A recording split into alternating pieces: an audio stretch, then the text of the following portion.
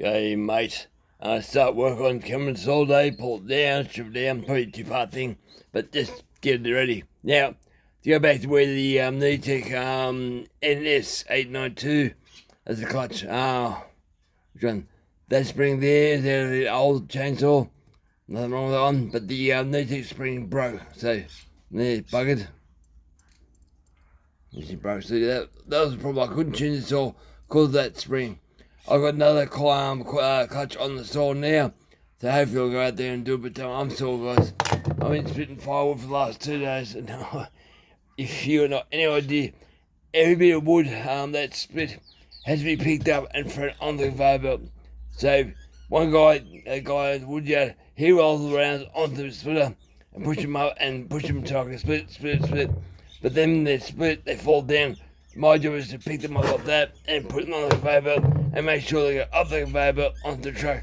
About damaging things will get jammed up, this sort of stuff. So I'm actually sure that if we do a ton of wood, I pick up a ton of wood with one hand. Sometimes with my left hand, not much because it's out of the road. It's always my right side, but having the way my neck is, I'm learning to deal with it. It's hard, it really hurts. It's a painful experience for me. There's no point in complaining. I could be dead or I could be dead, so I'm happy I'm alive. So, you little saw, I'm strip it down. I won't show all that, but we'll get this done, okay? Okay, getting there. It's the little things in life that really matter. Colour, that's beautiful. Yeah, look, perfect. That's what was running on the saw. And the cut, not running lane at all, but perfect. I'm happy with that. Now, I kind of expected this, but I didn't want it to happen. I didn't want the clamshell. This is the clamshell. I'll try and pick up the head's loose.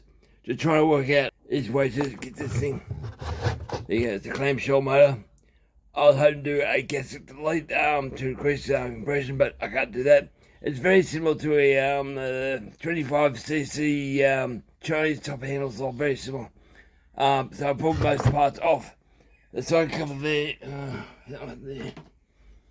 That was hiding that, and behind, which was one of these was. You hear around the seat, yeah, like that. That was hiding all the clamshells. So now I know it's also a stir cell. There's your intake, the stir charge. I still haven't verified that, but it appears to be. So the cylinder looks alright so far. But I'm going to pull the whole thing apart just to get to this stuff. So you're going to pull the oil pump off next. I want to try and do a tiny numbers on this thing, but pretty hard to do, guys, and you can't get the stuff. I want the flow on there so you actually turn it by hand to measure things, but I can't increase compression, so no point doing a squish. All I want to do really is see what the intake's doing, and I can't even see that, so I got to work out some way of getting its handle off. So I pulled down more. There's probably a simple way, but never worked one of these before. Most parts are loose. That top handle, the rubber there, or a spring that's loose, so it comes like that. So that part there is loose. But there's wiring and stuff in here, so I'm going to be careful when I pull up here in the off button. There's wiring going from here down, so I'll be careful of that, and I'll see what it is, but eventually I'll put it back together. But it's a saw that, it's compact, it's hard to work on because it's compact. Just take your time. Just for example, when I pull the coil out, the whole thing there comes out, and your coil, like the camera would know, your coil is that long. It's just long enough, I'm saying just, to move it to one side to get your spark plug out, and you can't really do much with it. But it bolts up there, 2 bolt holes there. But I'll try and get this rest done. This is why I originally started doing videos and stuff for my own memory. I wasn't paying attention. I thought I'd show you guys how these come apart. And they're quite simple. Most modern stuff is simple because you think a production line in a factory. They want to do fast, quick, go together without mistakes. But I made a mistake and it fell apart. So I'll show you the handle first. Try and hold the C for you. Now that's where your handle goes here. Your trigger, operator allowance, operator level, what we call it, operator presence lever on there. I push too hard because it will fall out. And that lever goes down here. It goes over that lump there. It's this lever here that operates your carby, right? Hey, carby. Yeah, carby. Now, you don't have to take the side cover off at all. I thought I'd have to do that to get on a button so all the wires out to kill the thing, but no, don't touch these three screws. One there, and the other one there, so don't touch them at all.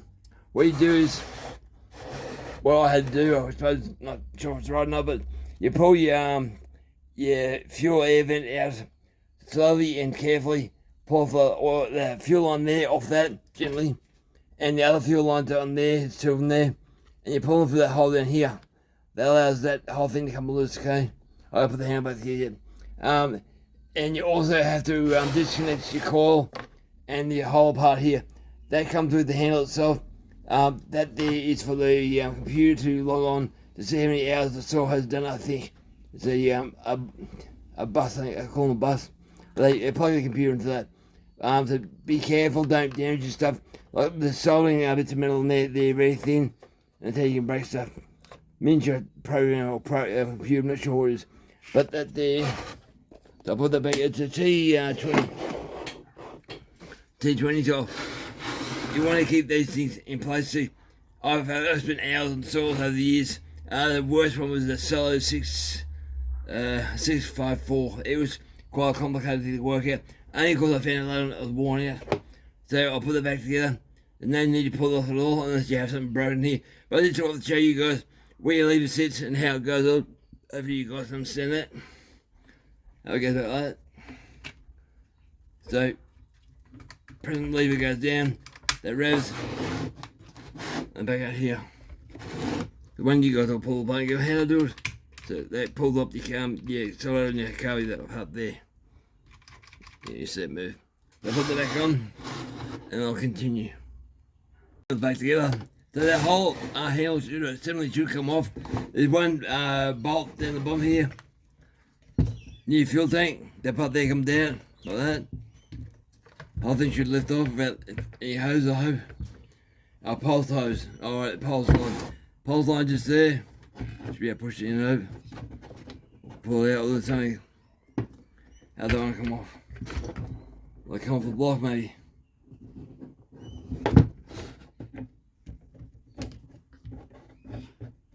All saws are different, guys. All saws are different. I'll pull off the block then. There's a big hose unlocked in here. What is it doing? Is it stuck there or what? I think I'm going to pull that off and the whole thing will come off separately. It gets smaller and smaller. Trying to get that. I'm not a first certified steel person, so I might need a special tool for this.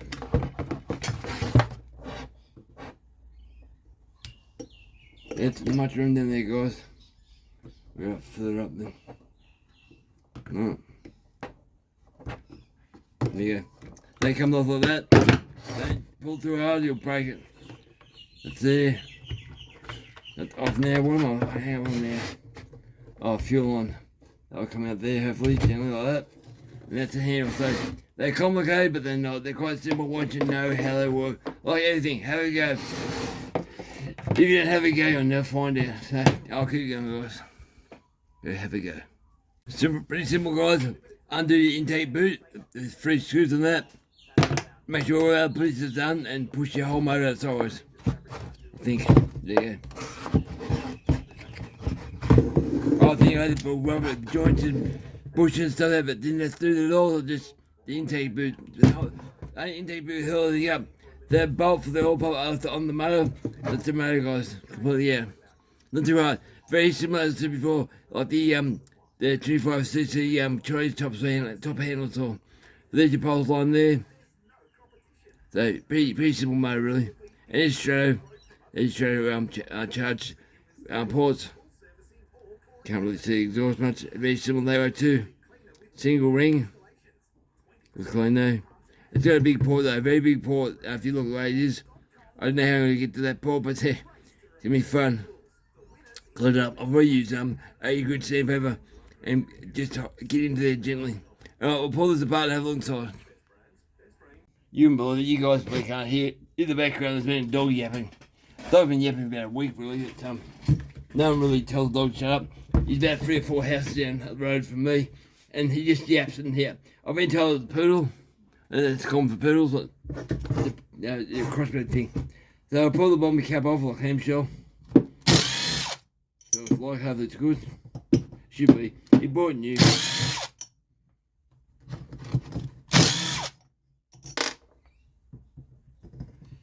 I like to go bang quickly with these because I've had these snap in the motor. Not good. And normally they're really Loctite in there. That was quite easy to pull, so that's the 4 of them. That's the cylinder bolts. Or you get them separate. I don't need to pull the floor of the motor. Pull the clam off there, if I can. They're good and well. Now they've got somewhere to relieve it on this thing. How far I've got this up to see, alright? Where's my screwdriver? One for knee tech. I'm gonna buy another of these. I love it. I've had it too, but I lost one once. Wow, that's good and well. Hard. Right, the other way I can do this, you give it a gentle tap. I'm talking gentle, guys, because the crank's not big in these things. It's, yeah, gentle. No. She did my car. I see what pain now. I want a bigger screwdriver then. More leverage. Do it that way. This is why I said 2 parts this thing. Filtered, unfiltered, on plain. Go to off all screwdrivers. And reseats, just like that. Now try that thing off again. And it leaving right there you go. There. See, get a bigger screwdriver. Have a look inside this thing. The thing about this motor, I don't know how to replace parts. It's a fairly new thing. There's nothing to warn it, but I want to know how big the con rod is and how it's built. Is it built good? And, you know, the questions. Always a question. Right. Can you see? Can you see? I mean that well. Yeah.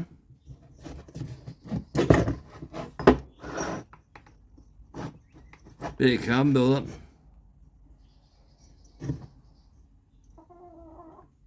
No real wash pattern done on then one side there. There's a wash pattern that side. I'll have to look at the ports and see how it's built.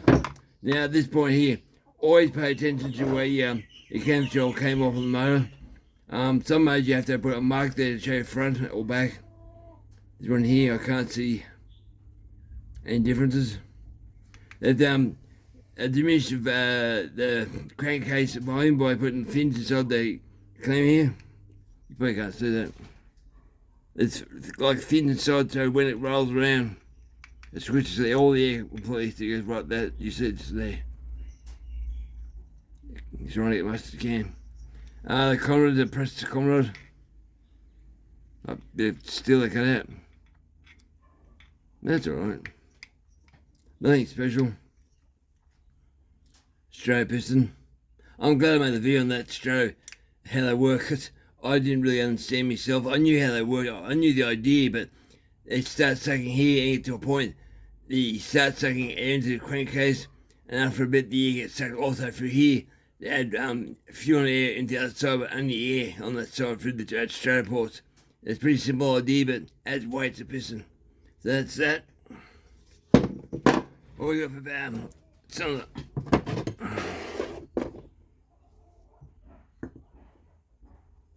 sorry, I'm trying to film and you guys see. So the cylinder looks fine. I wasn't expecting nothing weird. There's a line down there though. Yeah, it's part of the still. I'll get the screwdriver. You better see that. Just there in the port there, the line. And that there all the way across to here. Well, that goes right around. They're lined up. Yeah, manufacturing defect. There's one line. It stops the exhaust, so it's alright though. If you guys can see that. I'll try and look for the camera and give you a better view. If anything you find when you pull ports all apart, generally Kevin, don't jiggle.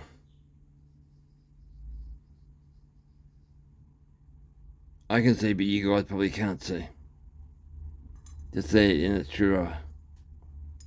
The line there.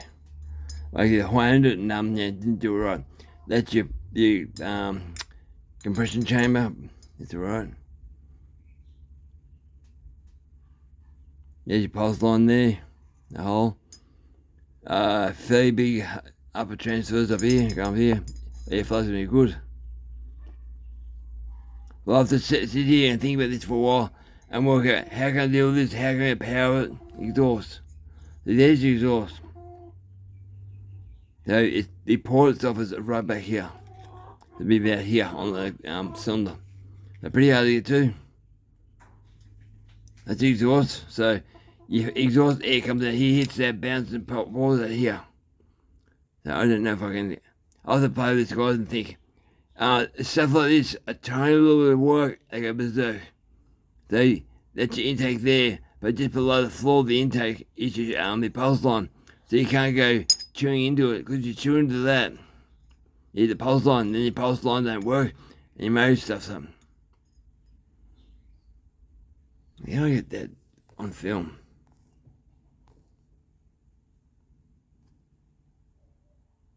Yeah, there's the line. You see that?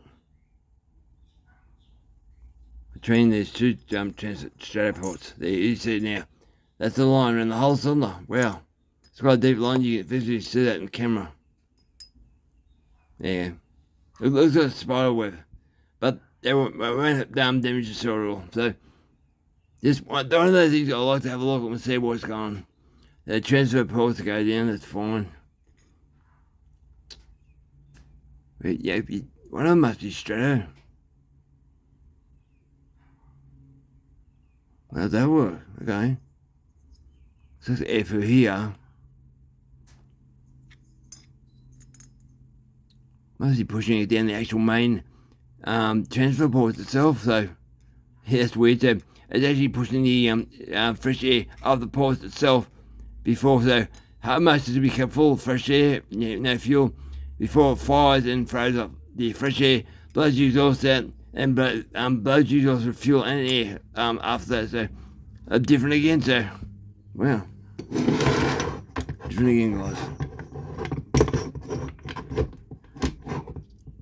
So most cylinders at Strato have an extra port just above your air main upper transfers. So you blow air into your cylinder first. This one doesn't have that. So it's going to be different, guys. That's the exhaust there. Looks rough. Rough as the guts. You guys see a lip on that.